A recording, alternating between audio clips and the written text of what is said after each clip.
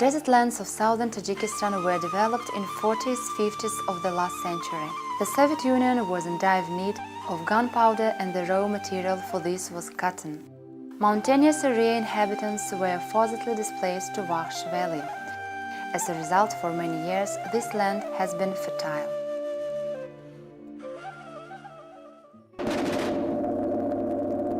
The civil war in Tajikistan made lots of people become refugees. They were deprived of home. As a result of Soviet Union collapse and the civil war in Tajikistan, all water supply systems of the region have become deteriorated. Lands that used to be fertile have become deserted and not good for use. The outdated infrastructure of the region needed serious reforms. After the Civil War, rehabilitation activities were started, in which UN agencies and other international organizations were actively involved. The population is also involved in the rehabilitation process through establishing local community setups. The infrastructure is being refurbished slowly and gradually.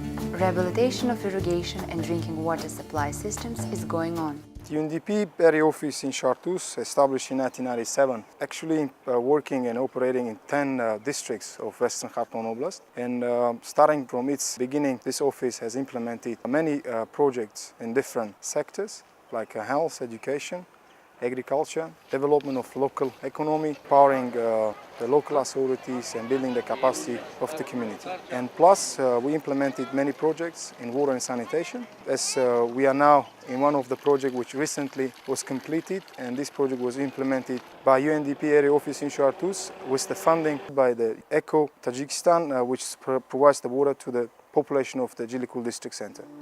High unemployment level, however, makes the major part of the population migrate to other countries.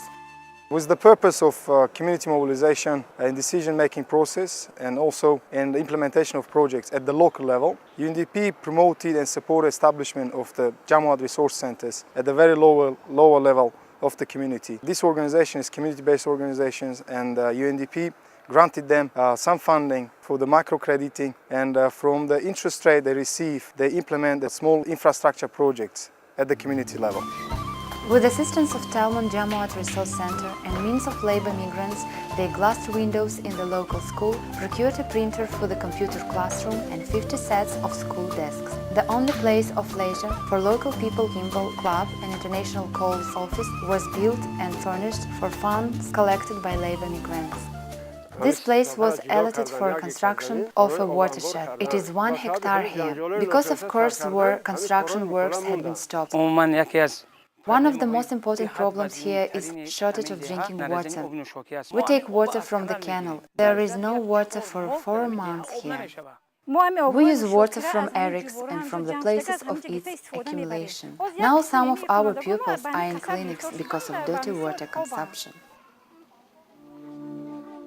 Together with UNIOM organization, UNDP implemented 2 pilot projects in 2 Jamaats, one in Chartreuse and one in Kumsangir district, which this project called Remittance Project. The purpose of this project was to mobilize and to gather the resources of the migrant families, which working in the different countries abroad, the Tajikistan, was sending down the money to the families and to try to encourage them so they can use their resources to rehabilitate small infrastructure projects, including water supply projects at the village level.